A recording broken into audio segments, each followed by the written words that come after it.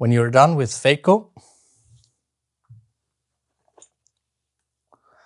remove the irrigation and aspiration line from the phaco handpiece. And either you decide for the bimanual solution, so the green indicates irrigation, aspiration, and it works the same for the reusable handpieces or the single use.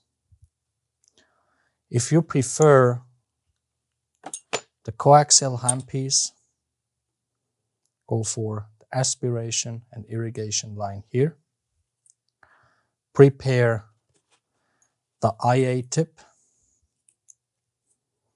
Ensure that the red ring is in healthy condition because that prevents losing the IA tip.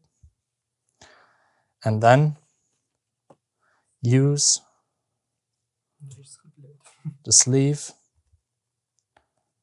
from the phaco handpiece